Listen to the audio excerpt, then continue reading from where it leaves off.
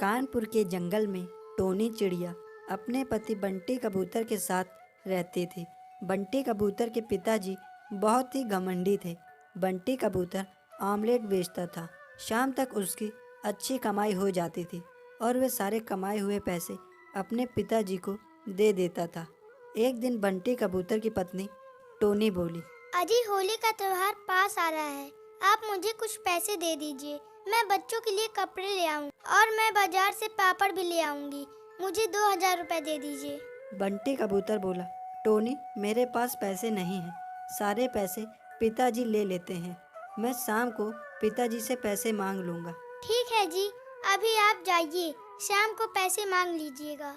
शाम को बंटी कबूतर ऑमलेट बेचकर जो पैसे मिलते हैं पिता के पास ले जाता है और बोला, पिताजी होली का त्योहार आ रहा है, कुछ पैसे दे दीजिए, बच्चों के लिए कपड़े लाने हैं। पिताजी बोले, क्या बंटी तुम फालतू के पैसे खर्च करते हो? इतने कपड़े हैं तो वही पहनो, नए कपड़े का क्या होगा? पिताजी होली आ रही है, बच्चे नए कपड़े पहन लेंगे। सभी के बच्चे नए कपड़े पहनते हैं, कोई पैसे नहीं मिलेंगे। बंटी कबूतर निराश होकर अपने कमरे में जाता है। टोनी चिड़िया बोली, आप उदास क्यों हैं? पिताजी ने पैसे नहीं दिए क्या? पिताजी कह रहे हैं वही कपड़े पहनो, नए कपड़े क्या होगा?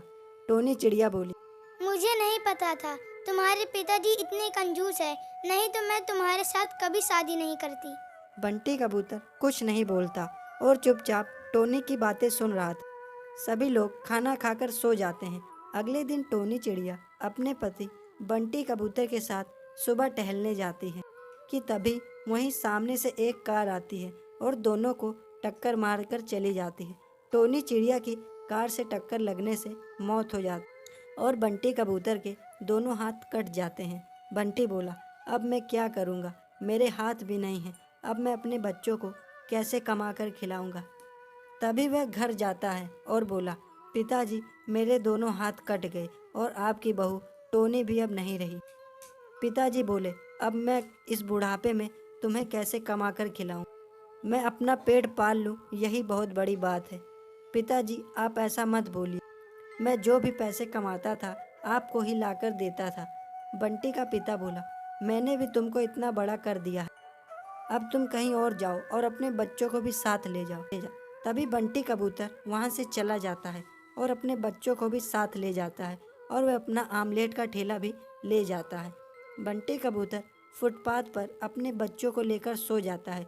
तभी वहाँ टोनी चिड़िया की आत्मा आई और उसने अपने बच्चों और पति को रोड पर लेटा देखकर उसे बहुत दुख हुआ और वह बोली, मैं अपने बच्चों और पति को कमा कर खिलाऊंगी। अगले दिन जब सुबह होती है तो बंटी कबूतर काम की तलाश करता है और कोई भी उसे काम नहीं देता है क्योंकि उसके दोनों हाथ कट चुके थे। तभी उसके ठेले के पास टोनी अपना रूप बदलकर आती है और बोली, मुझे कोई काम मिल जाएगा? बंटी कबूतर बोला, मेरे हाथ वैसे नहीं हैं, मैं तुमको क्या काम दूंगा? मेरा एक आमलेट का ठेला है। भूतिया टोनी बोली, मैं यह आमलेट का ठेला लगाऊंगी और शाम को जितने पैसे मिलेंगे तो मैं दे दूंगी और मुझे 50 रुपए दे देना। मैं बहुत स्वादिष्ट ऑमलेट बनाती हूँ। बंटी बोला, ठीक है, तुम कल से आना। अगले दिन भूतिया टोनी आती है और आमलेट बनाती है। उसके आमलेट इतने स्वादिष्ट होते हैं कि उसके दुकान पर अधिक ग्राहक आते हैं और उसके आमलेट की तारीफ करते हैं और शाम तक उसकी अच्छी कमाई हो जाती है। और शाम को वह भूतिया टोनी वहाँ से 50 रुपया लेकर चली जाती है और रास्ते में जाते वक्त वह अपने असली रूप में आ जाती है। रोज जैसे भूतिया चिड़िया आमलेट बेचती और सारे पैसे बंटी कबूतर को दे देती। एक दिन बंटी कबूतर का पिता उसके ठेले के पास आया और बोला, बंटी मुझे कुछ खाने के लिए दे दो, मेरे घर में कुछ भी राशन नहीं है।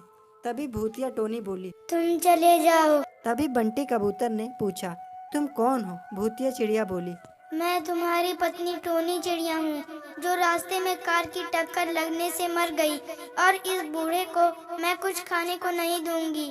तुम चले जाओ यहाँ से, नहीं तो मैं तुम्हें मार दूंगी।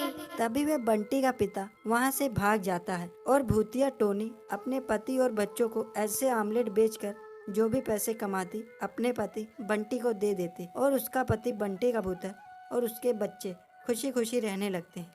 यह सब देखकर टोनी की आत्मा को शांति मिल जाती है और वह वहाँ से चली जाती है। तो दोस्तों, ये थी हमारी आज की कहानी। अगर आपको यह वीडियो पसंद आए तो इसे लाइक करें, सब्सक्राइब करें